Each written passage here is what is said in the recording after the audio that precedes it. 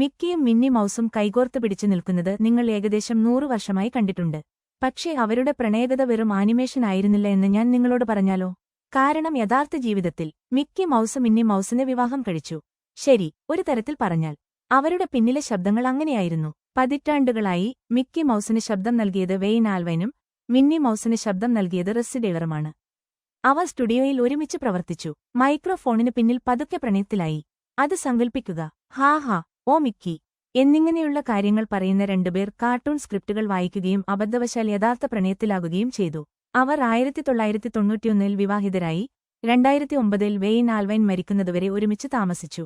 Disney പാർക്കുകളിൽ ആരാധകർ മിക്കിയുടെ കാമുകിയാണോ എന്ന് ചോദിച്ചപ്പോൾ വെയ്ൻ ചിലപ്പോൾ പുഞ്ചിരിച്ചുകൊണ്ട് പറയുമായിരുന്നു, അവൾ എന്റെ ഭാര്യയാണ്. മിക്കിയുടെ ഭാര്യയല്ല. നാടകീയതയില്ല, ബ്രേക്കപ്പ് എപ്പിസോഡുകളില്ല, യഥാർത്ഥ പ്രണയം, ചിരി, ധാരാളം കാർട്ടൂൺ ചിരികൾ. അപ്പോൾ അടുത്ത തവണ നിങ്ങൾ മിക്കിയെയും മിന്നിയെയും സ്ക്രീനിൽ കാണുമ്പോൾ ഓർക്കുക, ആ കെമിസ്ട്രി അഭിനയമായിരുന്നില്ല, അത് പ്രണയമായിരുന്നു, ഉയർന്ന പിച്ചിലുള്ള ചിരിയും സന്തോഷകരമായ അവസാനവും.